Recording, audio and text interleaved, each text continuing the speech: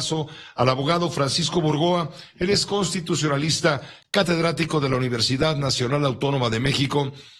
a quien le agradezco muchísimo que acceda a conversar con usted y con nosotros sobre este debate de la prisión preventiva oficiosa. Abogado Francisco, gracias por aceptar la invitación. Al contrario, Pepe Cárdenas, un gusto estar contigo y con tu audiencia de Radio Fórmula. A ver, para aclarar, gracias, el gusto es nuestro. Para aclarar,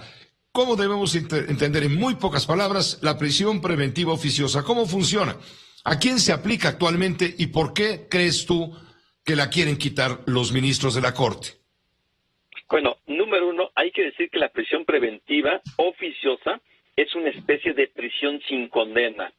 porque por el solo hecho de que presuntamente se haya cometido alguno de los delitos que se encuentran previstos en el artículo 19 constitucional y que se reiteran en el artículo 167 del Código Nacional de Procedimientos Penales, entre esos hablamos, por ejemplo, de los casos de abuso o violencia sexual contra menores, delincuencia organizada, homicidio doloso, feminicidio, violación, secuestro, trata de personas, entre otros delitos de alto impacto. Esto implicaría que por la presunción de que una persona haya cometido alguno de estos delitos, de forma automática, inmediatamente sea enviado a prisión. Por eso se considera como una prisión sin condena, una prisión automática. Que se puede pensar, bueno, si alguien presuntamente cometió uno de esos delitos, que se vaya a la cárcel. Bueno, sí, pero aquí el detalle es que esta medida de la prisión preventiva oficiosa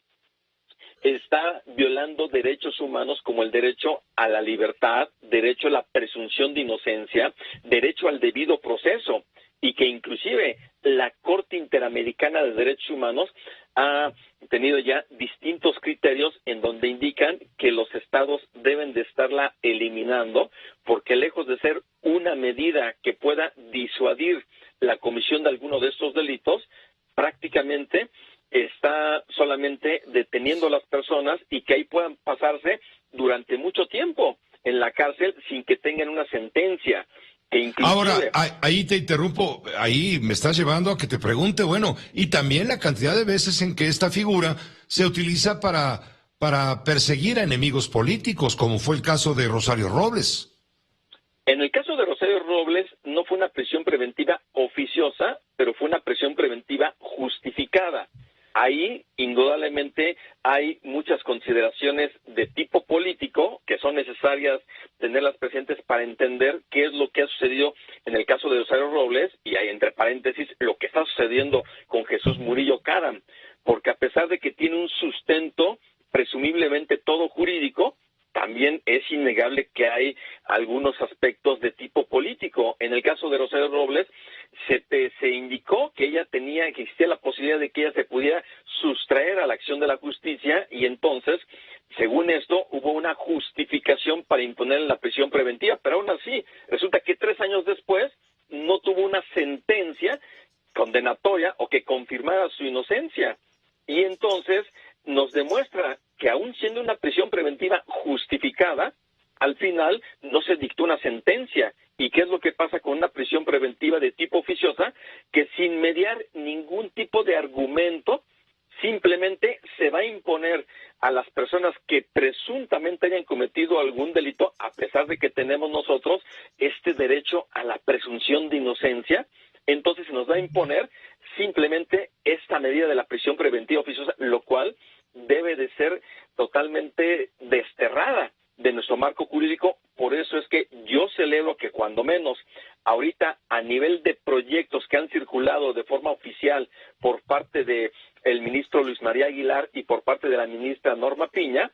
a través de lo que van a hacer estos proyectos de resolución, tanto de un amparo indirecto como de una acción de inconstitucionalidad, porque al final esos dos asuntos que se tiene previsto que se puedan discutir el lunes 5 de septiembre, que será indudablemente una gran discusión que se da al seno de la Corte, que se requieren cuando menos 8 votos a favor de los 11 ministros que hay, para que se pueda declarar la invalidez de la prisión preventiva oficiosa, y dicho técnicamente, Pepe, es hablar de que se declare la inconvencionalidad de la prisión preventiva oficiosa, es decir, que se declare que es contraria a la Convención Americana de los Derechos Humanos porque violan precisamente nuestros derechos. Son temas que a todos nos debe de importar, porque más allá de que el presidente de la República, a través de la Secretaría de Gobernación, esté tratando de presionar a las ministras y a los ministros para que mantengan los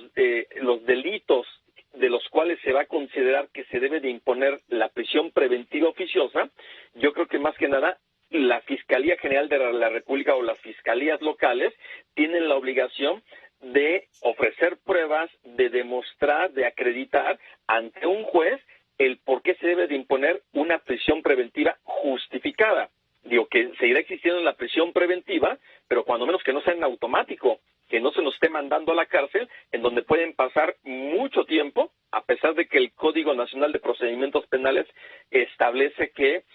no debe de estar una persona con esta medida más de 2 años, sin sentencia. Pues clarísimo tu explicación, abogado, clarísimo todo lo que nos dices, porque evidentemente hay bases jurídicas y en este momento para el proyecto difundido por los ministros Luis María Aguilar y Norma Piña se está poniendo un obstáculo al funcionamiento correcto del sistema de justicia penal, aunque el presidente de la República y el secretario de Gobernación, que trabaja para él, por supuesto, están en contra de que se cambie esto y que se salvaguarde la aplicación para casos que tú mencionabas, muy específicos de delitos sumamente graves. ¿Podría haber esa diferenciación? Yo considero que no, porque permitir que en uno o en algunos delitos que a juicio del presidente de la República debe de seguirse considerando la prisión preventiva oficiosa, seguiríamos con este mismo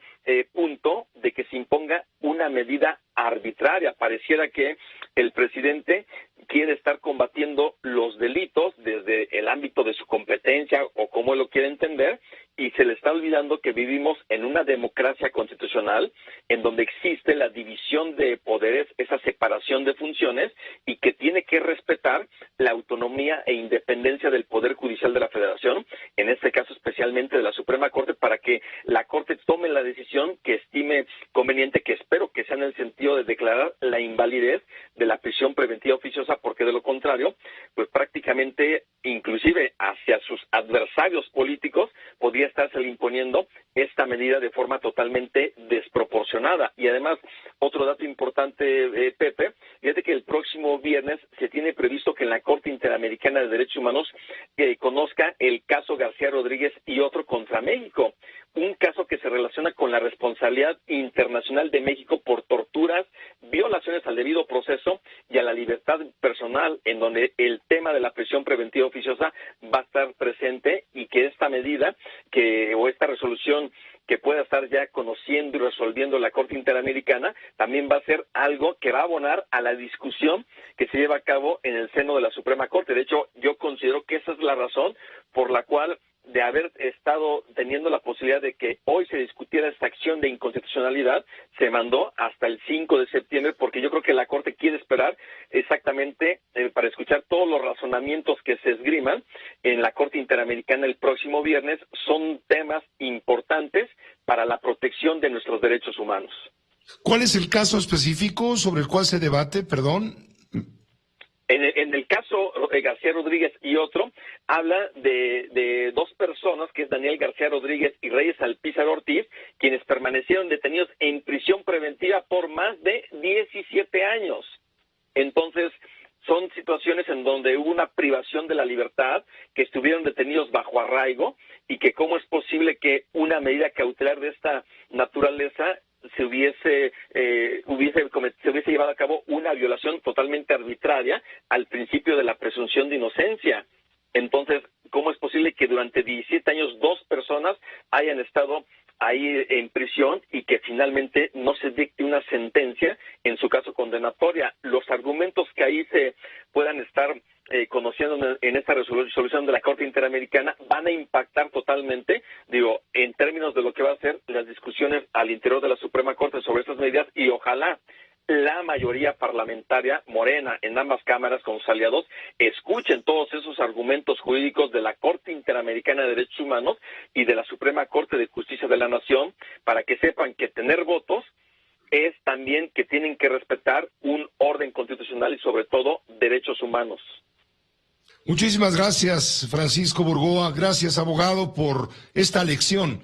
Y nos pone en atención de un tema que es debatible, por supuesto muy debatible. Te agradezco mucho, como siempre, y reconocimiento también.